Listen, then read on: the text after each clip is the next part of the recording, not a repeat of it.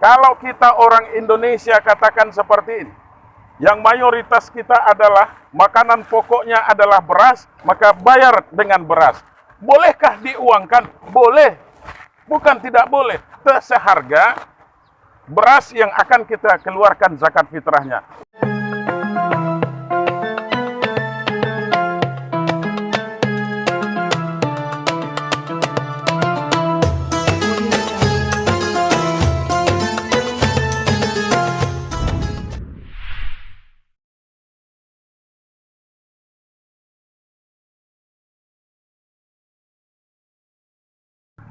Assalamualaikum warahmatullahi wabarakatuh. Bismillahirrahmanirrahim. Alhamdulillahi rabbil alamin. Allahumma salli ala Sayyidina Muhammad wa ala ali Sayyidina Muhammad. Kaum muslimin wal muslimat rahimakumullah. Marilah senantiasa kita kembali untuk meningkatkan keimanan dan ketakwaan kita kepada Allah Subhanahu wa Ta'ala. Dengan limpahan rahmat dan karunia-Nya, taufik dan hidayah-Nya, sehingga sampai kepada hari yang ke-26 ini, dalam pelaksanaan ibadah puasa kita di bulan suci Ramadan, pada tahun 1443 Hijriah, 2022 Masehi ini. Alhamdulillah, masih bisa kita jalankan dengan baik, dengan mengharapkan keridhaan Allah, dengan memperhitungkan segala hal-hal yang dapat membatalkan amal ibadah puasa kita, ataupun hal-hal yang dapat merusak ibadah puasa kita. Tentu hal ini merupakan suatu penghargaan yang sangat besar dari Allah Subhanahu wa Ta'ala. Merupakan nikmat yang sangat luar biasa yang Allah berikan kepada kita. Dan inilah patut kita bersyukur kepada Allah. Dengan harapan mudah-mudahan nanti kita sampai kepada akhir Ramadan pada tahun ini, dan bisa pula ketemu dengan Ramadan pada yang akan datang. Salawat dan salam, mari pula sama-sama kita kirimkan kepada junjungan Nabi besar kita Muhammad sallallahu alaihi wasallam. Allahumma salli ala Sayyidina Muhammad wa ala ali Sayyidina Muhammad. Rasulullah, beliau membawa petunjuk dari Allah Subhanahu wa Ta'ala agar kita menjadi orang-orang yang beriman dan bertakwa kepada Allah, agar kita mengesakan Allah, agar kita berimtisalul awamir wajtinabun nawahi, agar kita menjunjung tinggi perintah Allah dan meninggalkan yang dilarang oleh Allah Subhanahu wa Ta'ala. Perjuangan baginda Rasulullah sallallahu alaihi wasallam sangatlah luar biasa untuk kelangsungan, untuk keberlangsungan umat manusia, bukan hanya umat Islam saja. Kenapa? Karena Al-Quran Allah turunkan itu bukan hanya dikhususkan kepada orang Arab, bukan hanya dikhususkan kepada orang yang beragama Islam, tapi hudal linnas, sebagai petunjuk bagi sekalian manusia yang merasa dirinya manusia. Maka apabila ingin beriman dan bertakwa kepada Allah, maka dia harus menjadikan Al-Quran sebagai pedoman di dalam kehidupannya. Kemudian, saudara-saudaraku sekalian, dalam Ramadan 1443 Hijriah ini, pada hari yang ke-26 ini, tentu kita diingatkan kewajiban yang harus kita tunaikan lagi. Apa? Adalah zakat fitrah.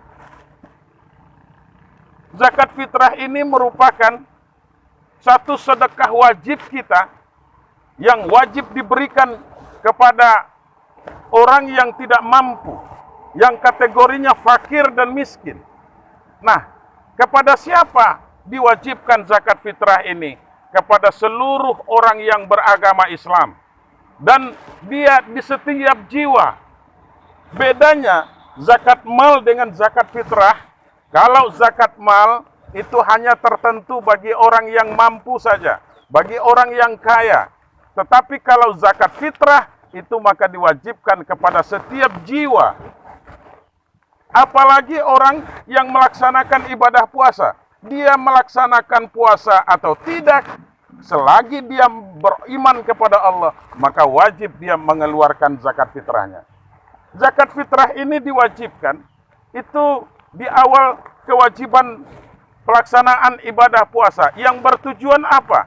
Yang bertujuan adalah untuk membersihkan orang-orang yang melaksanakan ibadah puasa dari perkataan-perkataan yang kotor, dari penglihatan-penglihatan yang tidak berharga, yang dapat merusak amal ibadah kita.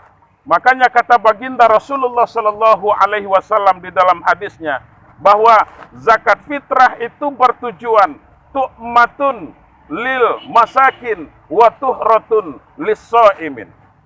Zakat fitrah itu bertujuan adalah untuk memberi makan fakir dan miskin, dan untuk membersihkan orang-orang yang melaksanakan ibadah puasa. Dari apa? Dari perkataan-perkataan yang kotor, dari perkataan-perkataan yang tidak berguna, dari penglihatan-penglihatan yang tidak baik. Nah, oleh karena itu, saudara-saudaraku sekalian, kita sebagai manusia biasa yang tidak terlepas dari khilaf dan salah. Terkadang lidah kita tidak terkontrol padahal kita sedang melaksanakan ibadah puasa. Terkadang penglihatan kita tidak bisa kita batasi padahal kita sedang melaksanakan ibadah puasa. Nah, oleh karena itu, perkataan ataupun penglihatan itu bukanlah merupakan hal yang dapat membatalkan ibadah puasa, tetapi ini dapat membatalkan amal ibadah puasa kita. Jadi ibadah puasa yang rusak oleh perkataan-perkataan yang tidak baik, maka kata baginda Rasulullah Sallallahu Alaihi Wasallam, maka bersihkan dengan apa? Dengan zakat fitrah. Kapan diwajibkan zakat fitrah itu?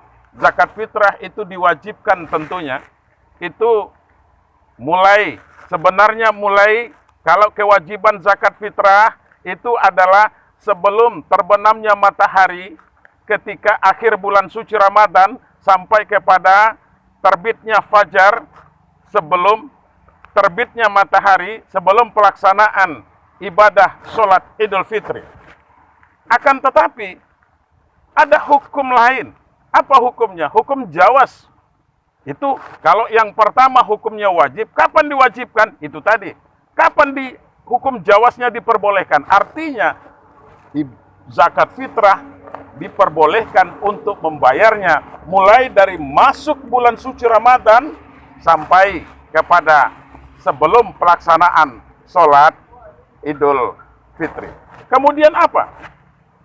Nah, kemudian ada hukum yang makruh. Kapan itu? Apabila zakat fitrah itu dibayarkan setelah pelaksanaan ibadah sholat Idul Fitri. Dan selanjutnya apa? Ada juga yang diharamkan. Ketika haram kapan? Bahwa zakat fitrah itu dibayarkan setelah terbenam matahari, itu pada 1 Syawalnya. Nah, saudara-saudaraku sekalian, jadi siapapun kita, bagaimanapun kehidupan kita, maka kewajiban membayar zakat fitrah ini tentu merupakan suatu hal yang harus kita tunaikan. Apalagi kita yang sedang melaksanakan ibadah puasa. Berapa ukurannya? Maka ukuran zakat fitrah itu adalah itu 1 sok dari tamar, kata baginda Rasulullah, kemudian 1 sok dari kurma. Nah, kalau intinya zakat fitrah itu dibayarkan dengan makanan pokok kita. Kalau kita orang Indonesia katakan seperti ini, yang mayoritas kita adalah makanan pokoknya adalah beras, maka bayar dengan beras. Bolehkah diuangkan? Boleh. Bukan tidak boleh. Seharga beras yang akan kita keluarkan zakat fitrahnya. Berapa ukurannya? Ukurannya, kalau pendapat jumhur para ulama, mulai dari ulama Imam Maliki, Imam Syafi'i, dan Imam Hambali, maka itu mereka berpendapat adalah 2,2 kilogram. Tetapi oleh Basnas kita yang merupakan lembaga resmi yang ditetapkan oleh pemerintah untuk pengelolaan zakat, maka diberikan zakat itu diukur mulai dari 2,5 kilogram beras. Maka ini wajib kita bayarkan. Jadi apabila kita mau menguangkan, terutama untuk Kabupaten Tebo, Provinsi Jambi ini, bekerja sama antara Kementerian Agama, Basnas, dan Pemda Kabupaten setempat, maka sudah menetapkan bahwa zakat fitrah yang harus dibayarkan oleh masyarakat Kabupaten Tebo pada khususnya adalah sebanyak 2,5 kilogram itu ada 3 kategorinya. Yang pertama apa? Yang pertama ketika harga berasnya yang mahal, konsumsi sehari-harinya, maka dia harus bayar 40.000 untuk 1 jiwa. Kemudian ukuran yang kedua adalah 35.000 dan ukuran yang ketiga adalah 30.000. Silakan kita memilih, silakan kita menyesuaikan sesuai dengan makanan pokok kita sehari-hari. Tetapi umpamanya, jangan kita memakan yang kita konsumsi selama ini adalah harga beras yang tinggi, ketika mengeluarkan zakat fitrah kita mau memilih yang lebih rendah. Maka itu sesungguhnya tidak memenuhi unsur keadilan dalam pembayaran zakat fitrah ini. Kemudian, buat siapa dibagikan zakat fitrah itu? Zakat fitrah itu tentu dibagikan diutamakan fuqara wal masakin. Karena apa? Karena untuk mensejahterakan, untuk memberi makan fakir miskin ketika mereka akan merayakan sholat Idul Fitri itu. Supaya mereka yang tidak ada secara ekonomi, yang tidak mampu secara ekonomi, mereka juga ikut merayakan, mereka juga ikut bergembira. Dengan apa? Dengan zakat yang mereka terima, sehingga akhirnya dari ketidakmampuan mereka tadi, maka mereka bergembira dengan datangnya 1 Syawal, merayakan kemenangan dari perjuangan dia melawan hawa nafsunya selama bulan suci Ramadan, sehingga saudara-saudaraku sekalian, bahwa orang yang fakir miskin, mereka juga ikut merayakan kemenangannya. Saudara-saudaraku sekalian, jadi oleh karena itu, tentu kita yang akan membayarkan zakat fitrah itu kepada siapa? Tadi sudah dijelaskan. Kalau menurut surah At-Taubah ayat 60, Innama shadaqatul lil fuqara wal masakin sampai kepada akhir ayat, ada 8 asnafnya sesungguhnya, tapi utamakan fakir miskin. Nah, kemudian dikumpulkan kemana zakat fitrah ini? Maka saat ini saya menyarankan, bayarlah zakat fitrah itu kepada lembaga amil yang sudah ditetapkan. Siapa itu? Amil itu adalah orang atau sekelompok orang yang diangkat oleh pemerintah. Kalau di Indonesia ini umpamanya, lembaga yang diberikan kewenangan untuk mengangkat para amil zakat itu adalah mereka yang diangkat oleh negara, yang lembaganya resminya adalah Basnas, Badan Amil Zakat Nasional. Jadi ke bawahnya juga ada UPZ, kemudian ada amil zakat di masjid-masjid dan musola-musola. Jadi semuanya diangkat oleh pemerintah. Basnas inilah yang akan mengangkat mereka. Bagaimana orang-orang yang ditunjuk oleh masyarakat yang tidak diangkat oleh pemimpin? Maka ini namanya adalah panitia pengumpul zakat. Apa bedanya amil zakat dengan panitia pengumpul zakat? Kalau amil zakat yang diangkat resmi oleh pemerintah, ketika kita menyerahkan zakat fitrah kita, maka dari situ kewajiban kita gugur apabila sudah kita serahkan. Artinya apa? Kewajiban zakat kita sudah tertunaikan ketika kita serahkan kepada amil zakat. Tetapi kepada panitia zakat kita menyerahkan dan kita berikan amanah kepada mereka. Apabila mereka tidak membagikan zakat fitrah itu kepada yang mustahik, yang berhak untuk menerima, maka kewajiban zakat kita belum tertunaikan. Nah, oleh karena itu saudara-saudaraku sekalian, di akhir tausiah kita ini, maka saya menyarankan kepada kita, serahkan zakat fitrah kita, zakat harta kita, kepada lembaga-lembaga resmi yang telah ditetapkan oleh pemerintah. Andai mereka tidak membagikan zakat ini kepadamu yang mustahik, maka berarti itu urusan mereka dengan Tuhannya. Namun kewajiban kita sudah tetap tertunaikan. Saudara-saudaraku sekalian, agaknya ini dulu yang dapat saya sampaikan. Lebih kurang mohon maaf. Silakan mengikuti pendapat yang lebih benar. Silakan kita mengembangkan pengetahuan kita di bidang zakat fitrah ini dan sampaikan kepada masyarakat.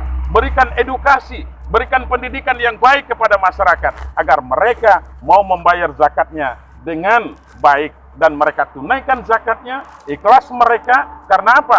Karena zakat ini tentu mempunyai dua keutamaan. Yang pertama apa? Menjalin hubungan dengan Allah sebagai kewajiban zakat kita. Kemudian adalah hablum minan nasnya, dapat kita membantu masyarakat dalam meringankan bebannya dalam rangka merayakan Idul Fitri nanti.